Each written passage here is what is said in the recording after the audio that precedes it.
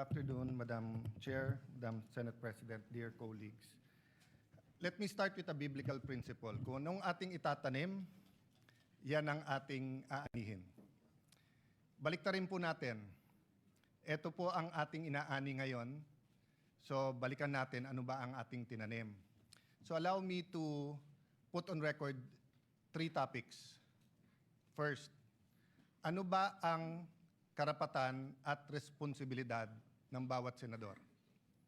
Number 2, when we talk about the dignity ng Senate at yung kasagsagan, kailan ba nag-umpisa yon? And pangatlo, na tingin kong pinaka-importante, ano ba priorities natin and how do we move forward? So, dun muna tayo sa ano ba ang karapatan at responsibilidad ng bawat senador. Gusto ko pong sabihin sa sarili ko at sa bawat membro ng Senado na hawak mo yung beat. Mga senador, hawak natin ang beat. Ano po ibig sabihin? Hawak natin ang mic, lalo sa mga panahon na to. Kahit sino po sa atin ang magsalita ay news sa panahon na ito. So kung pipiliin natin ay pag-usapan ay edukasyon, katulad ng sinabi ni Senator Bam sa kanyang vlog, yun po ay mapupunta sa record. Kung pag-uusapan natin agriculture, agricultural smuggling, problema sa taniman ngayon, problema sa fertilizer, pag pinag-usapan po natin yung 7% inflation, pag-usapan natin ilan araw pa ba meron tayong gasolina. At yung po ba ay katulad nung the last 60 days na dagdag ng dagdag o panipis na po ba ang supply worldwide? Pag pinag-usapan natin, fiscal space po natin at dolyar sa peso, hawak po natin ang beat eh. Tayo po ang pwedeng magdikta kung anong pag-uusapan. Pero tignan po natin yung interview since May 11. 2 lang naman eh. Paano palitan muli si Alan Cayetano? At pangalawa, bakit bumaksak ang dignidad ng ating Senado? Okay. I'm talking in general ha. Pa-isa-isa po, may nagsasalita tungkol sa inflation. Kanina lang po, si Senator Raffy Tulfo ay sinabi nga niya na dapat yung mga importante sa ating bayan. Pero ito pong Thursday, Friday, Saturday, Sunday, ang pinag-uusapan po yung 13-11. Pinag-uusapan fireworks, pinag-uusapan papalitan. I'm at your service and I am at your disposal. Show me 13 hands or 13 signatures. I will even administer your oath if you want to. Ano po ang nasabi po last week? Bumaksak daw po ang Senado. And alam niyo po, kasundo ko si Senator Win. I wasn't joking. I was making him smile, but I would vote for him. Pero sabi niya kanina, ibalik ang dignidad ng Senado. Okay, I'll take it with good faith. Ang problema, Senator Win, yan ang narrative ng minority eh. Na simula nung Mayo 11, bumaksak. Sinabi ni Senator Ping, may I allow and correct me sa biruan ngayon, mas mabango pa yung House kaso sa Senate at usually kasi mas mataas ang Senate. I will take exception to that. Why? Because the Pulse Asia, if I'm not mistaken, in December 2019, when I was Speaker and Senator Soto was Senate President, the Senate was 66% and the House was 66%. When I was Speaker, pareho lang po ang trust rating, ang performance rating ng House at saka ng Senado. Bumaksak po ang Senado nung nagsimula po yung flood control. Dahil po, ilan ang binanggit sa minority. Pero ilang beses po sinasabi ng minority, bakit ganon? Kapag ka minority, may insertion daw. Pagka majority, amendment. Una, napakaraming ghost, tapos konti na lang. Tapos si Senator Jinggoy, ganito daw in-insert, tapos nung sinupina ng ombudsman, ang LBRO, yung pong may hawak ng dokumento, wala naman pala. I won't go into that because I do respect the hard work that every single senator, may it be Senator Marcoleta, may it be Senator Erwin Tulfo, or our chairman, Senator Lacson. I respect the work. I disagree on many things, but I do not criticize.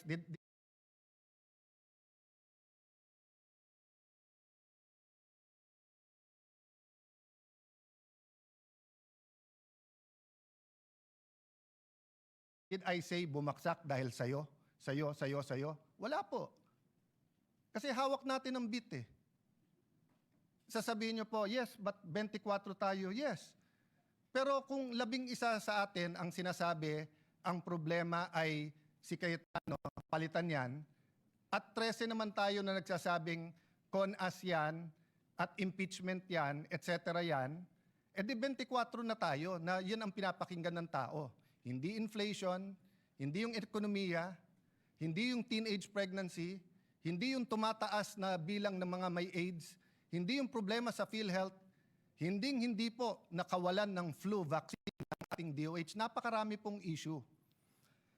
Mr. President, bakit po ba na yung linggo ng May 11 ay naging napakamasalimuot para sa atin? At yun po ay naging bullseye para sa marami. First of all, hindi po nanggaling sa bagong majority na kapag ka nag-take over etong majority na to, ay i-dismiss po ang impeachment. I-delay ang impeachment. Magiging partial ang impeachment. Kailan po niyo ako narinig na sinabi ko yung dating majority o minority ngayon? Pagka kayo ang majority, siguradong ma-impeach, siguradong guilty si Vice President Sara. Wala po. Kasi nirerespeto ko politika nyo. Pero once na mag-oath kayo, naniniwala ko, impartial na kayo. Mahirap maniwala. Mahirap sa mga statements nyo tungkol sa Vice President. Mahirap maniwala na kayo'y magiging impartial. Di ko nilalahat. Ilan lang po sa inyo. But I recognize it's the same for us. Nahihirapan kayo maniwala na yung ilan sa amin na malapit sa Vice President, ako personally, malapit ako sa dating Pangulo, hindi po ako malapit sa Vice President. Pero kung ako'y maniniwala na kayo'y pwedeng maging impartial, why can't you give us the benefit of the doubt that we can also be impartial? Even Senator Padilla, who's very close to the Vice President, na ang dami ng statement, sabi niya, kaya nga nagsasalita bago mag-oath, kasi once na mag-oath, susundin niya yun. Ako po'y Kristiyano, siya po'y Muslim. Pero pareho kaming naniniwala, brother, di ba? Na once nag-oath ka, kasalanan sa Diyos ang wag sundin yung oath. So, Madam President, it's a two-way street. What's the difference?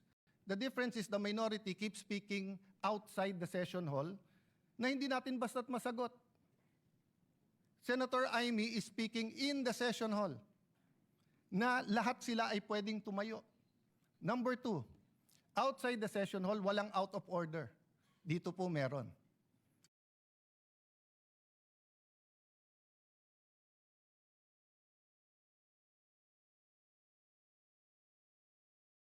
I'll go to that later kasi meron naman po tayong rules at may way forward tayo. But the first thing po, yung binansagan po ang majority na ang dahilan daw po ay yung impeachment. We've proven that wrong. In fact, I'll ask for another caucus tomorrow to finalize matters regarding the impeachment because on Thursday, may final meeting naman yung secretariat, yung magiging clerk of court, and we want to get your inputs. Secondly po, Senator Bato,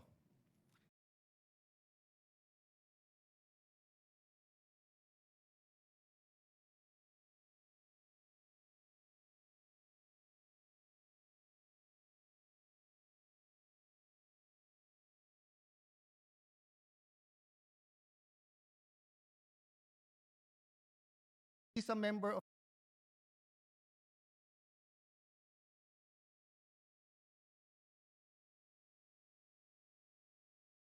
this establishment. He is entitled to go here and to vote. Bakit naging issue na pumunta dito para bumoto lang? The leadership of the Senate determines the direction of the Senate. The Senate is the last line of defense when it comes to democratic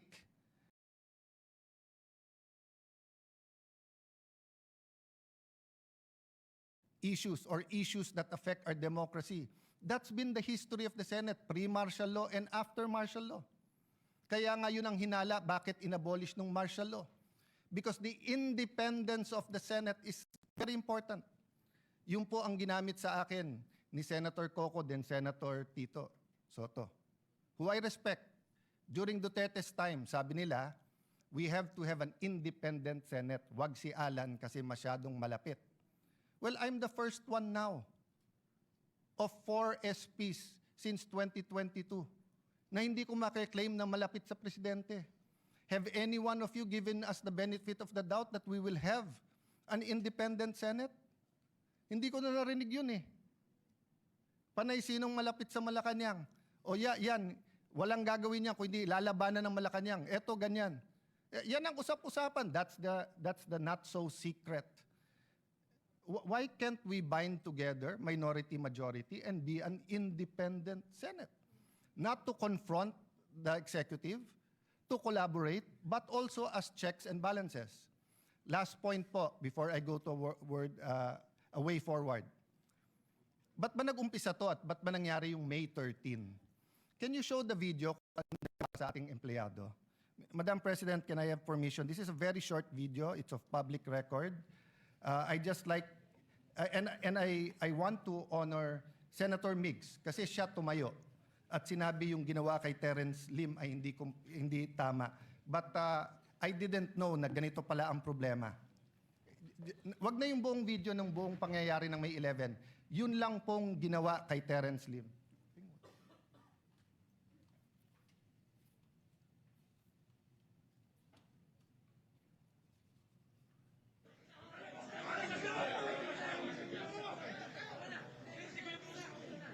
Oh, before that, baksak na siya dyan eh. Before that, yung palabas pa lang.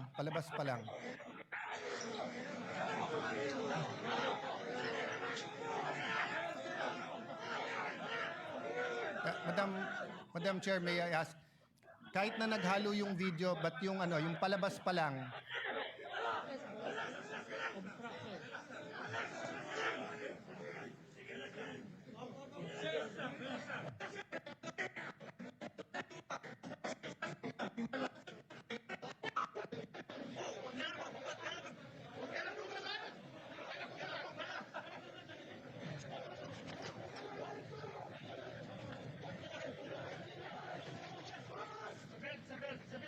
Okay, can you I will say what it is, but can you show the video yung from the start, yung nanggagaling sa loob? Okay, so what happened is that we ordered, arrested, because they're held in contempt, yung mga NBI agents who nakipaghabulan kay Senator Bato. When they were leaving the building, nagtutulakan, kinuha ng mga taga-NBI at ginulpe si Terence Lim. Just to clarify so that everyone knows, Terence Lim is Senate Security. Is Senate OSA, our employee. Yes. At yung isang taga-OSAA naman ay hinarangan at tinabayhan ng isang taga-NBI. Nung gulpi at dapa na siya, lalo pang ginulpe, ayaw siyang palapitan sa medical. At nung siya'y binuhat, dinadala siya at pinosasan at dadalin siya sa sasakyan ng NBI para dalhin sa NBI. Okay? That's inside our premises. Have I heard anyone say that the dignity of the Senate is at stake here because the NBI ay nagulpe sa loob ng ating premises, ayaw sumunod sa order ng Senate President at tinatakot pa ang ibang OSAA at isasakay sa kotse at dadalhin sa NBI. Isa lang po sa minority ang narinig ko po. Si Mig Subiri, former Senate President. Did you ever hear me say anything about that? No. Because we're all waiting for the independent investigation. Do you have the video para kitang-kita? Guys, kanina ko pa sinasabi, excuse me, Madam President. We have the video. Can you show the whole video? Pakita. Kahit yung Yes. yung palabas pa lang, kahit na sabihin yung hindi kitang-kita siya doon. Mula sa simula, please, yung video. Yung palabas pa lang sila Terence dun sa harap. Who's in charge of the video? Oh. Yes, may we request While they're preparing it, the Madam Chair, technical to show the video this is from the what start? will set the tone of why our OSAA was on high alert on Tuesday and Wednesday. And that is why they were wearing vests, and that is why they had to have weapons. Because the NBI was treating the Senate like a palengke. Oh, ayan, is that it?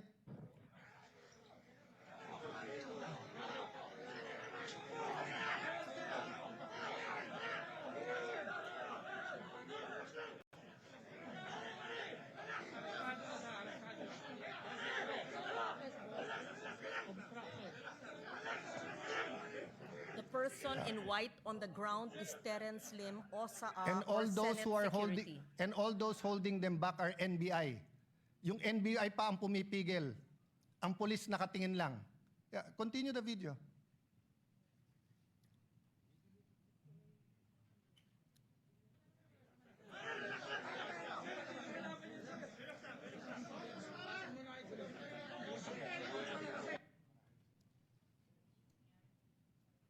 No, show the whole video, yung hanggang binitbit sa kotse. O kaya yung CCTV. Hindi pa nakita nung maraming senador to. Madam Chair, that's one reason na hindi ko sinisisi yung iba sa minority. Kasi ako mismo, hindi ko nakita yung buong video. That's why I have communicated to everyone, including to the NBI. Mag-inhibit sila, tapusin natin ng buong buo yung investigasyon. Para makita natin, kahit yung CCTV muna. But the point is, Madam Chair, paglabas pa lang, dinukot siya, ginulpe, ayaw palapitan sa medical. Isipin niyo po, sa loob ng sarili nating, remember, Madam President, this is not a department. We're not the DOJ, the DOLE, DSWD. We are a branch of government. The Constitution says we are a co-equal branch. Ang OSAA ba pwedeng manggulpe sa loob ng Malacanang?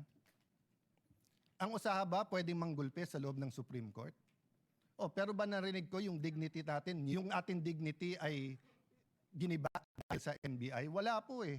Si Alang Cayetano pa rin ang pinagbibintangan nyo. Bakit ako ba nanggulpi dyan? Hindi po ako ang pumayag. If you see the video, more than 20 agents of the NBI were allowed in on May 11. And we already napagtagpi-tagpi. The OSAA then and the SecGen were meeting. They even inspected the helipad and all parts kung saan pwesto yung mga NBI. So again, at this point, I'm not making a conclusion. At this point, I'm not pointing fingers. So let me move to the last point. Moving on, moving forward. Do you have the video ba? Pinakita nyo na kanina yung CCTV. O yan, palabas pa lang. O yan.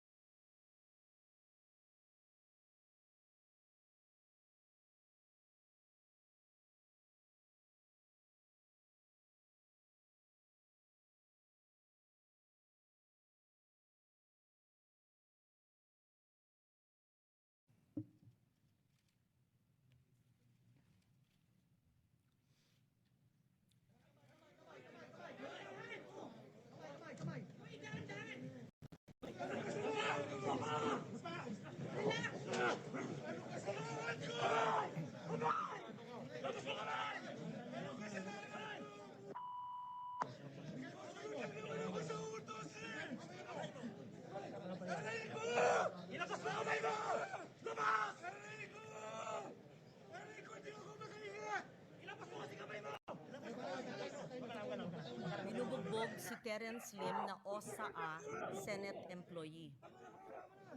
Binubugbog ng NBI sa loob ng Senate premises. At nung binugbog na, ayaw pandalin sa medical. Ayan, nakatayo na. Oh. Footage ng GMA yan. May footage din na. Dinadala sa kotse ng NBI. Pwede ba yung OSAA na kunin ang taga-PSG at isakay ng sasakyan ng Senate at kunin sa Malacanang? Pwede ba yung usaha pumasok ng Supreme Court at kunin yung isang security ng Supreme Court at isakay?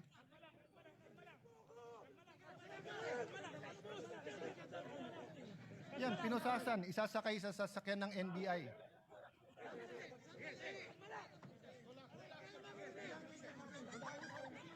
And tingnan nyo sa kaliwa, yung mga taga-NBI, pinipigilan yung ibang usahan na tulungan si Terence.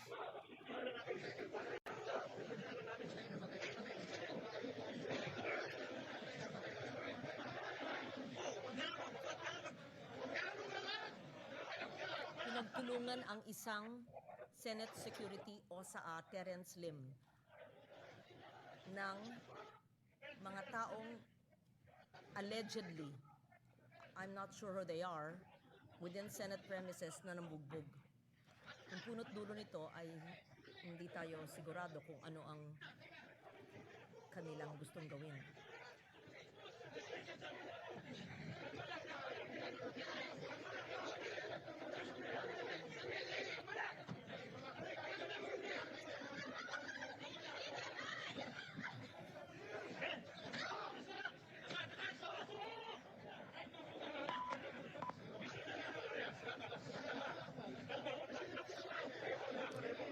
Madam President, I am 1,000% sure, 10 times over 100% sure, that hindi to inauthorize ni Senate President Soto. In fact, when this happened, ako na ang Senate President. So I'm also 1,000% sure na hindi ko to inauthorize. And if you look at our rules and the Constitution, we have jurisdiction over our premises. So, dun sa nagsasabing hindi inatake ang Senado, sige, nagpipigil na nga ako, hindi na nga ako nagsasalita eh. Pero nakita nyo nangyari yan. So ano yung context ng CONAS? I don't take it against Senator Soto, Senator Lacson, Senator Bam Aquino, Senator Kiko. They were not senators from 2022 to 2025. When Senator Mig Subiri and the rest of the group had to deal with the PI issue. Okay, that's in the past. So moving na. Okay. So I think lahat naman po tayo na ilabas na natin ang ating mga opinion. And I'm not stopping anyone from talking. It's a holiday on Wednesday. It's a day that Muslim Filipinos will be celebrating. Dapat makiisa po tayo sa paniniwala ng bawat isa out of respect, not sa same paniniwala. And I'm not suggesting we stop talking about politics. I'm suggesting number one, na pagbigyan ako ni Senator Amy na i-withdraw instead of ipa-strike off. Bakit po? Nakalagay kasi sa rules natin, any statement, and I paraphrasing, no, that offends a senator or the institution. No, so theoretically, may sabihin lang aking kaibigan Senator Migs, even if it's correct o hindi. It's the reason for this rule. What rule is that? That's yeah.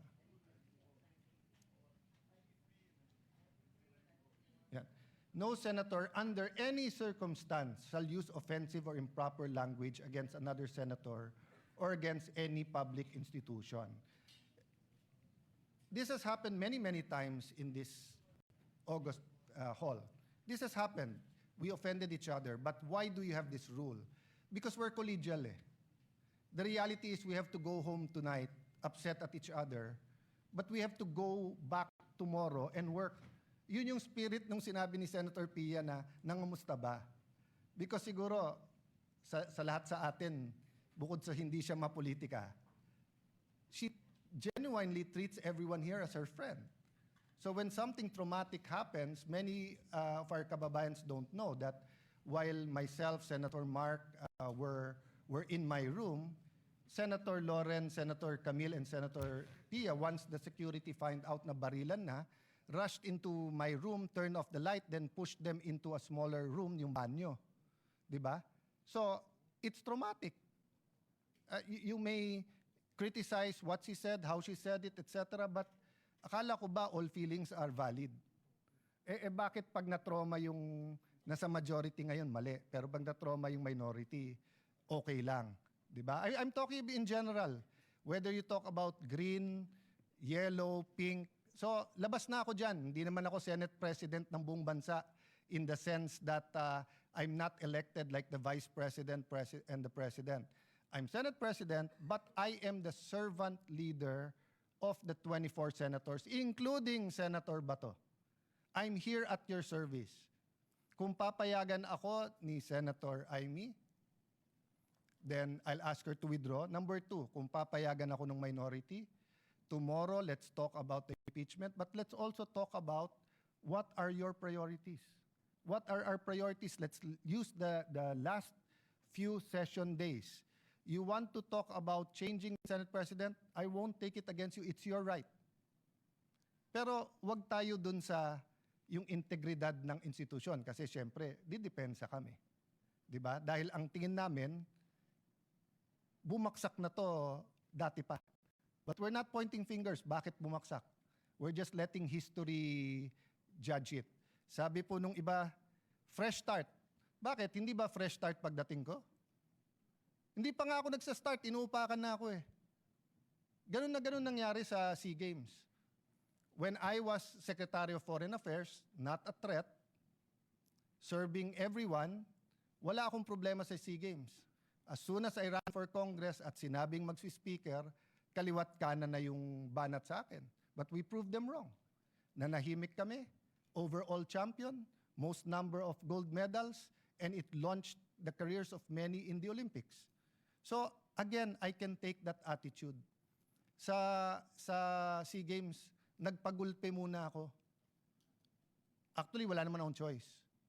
Pero hindi kami gumante. Bakit? Because in the end, the performance will decide or will dictate whether we were justified or not yung mga pinanggagawa. So the same with me. Judge me as Senate President every single day, every single week. Kung tatagal ako ng 1 month, 2 months, edi for 2 months, 3 months, 4 months, di ba? Pero yung inuunahan, hindi pa nga nag-uumpisa, fresh start na, medyo foul naman yon. Yes, it's political, pero medyo foul naman, di ba? So I guess yun lang naman po ang spirit ng ating mga privilege speech dito na very political. Can we go back and start talking again about health, about education, about that's why we were unanimous in retaining and again putting Senator Win as the chairman of the Protect Committee because he was doing a good job in how the government can help us, no? So again, my speech is not perfect. You want to interpolate me in a later date, etc. But lahat nung nasa minority may tama kayong sinabi kanina. Sabi niyo po, people are watching us. So Senator Amy, the ball is first in your hands. Afterwards, it goes to the minority. Thank you for giving me this. Oh, sandali lang po, Senator Padilla, na hindi ko tataasan ng boses, brother. Ay magsasalita muna daw. Thank you for this opportunity, Madam Chair. Thank you, Senate President Alan Cayetano.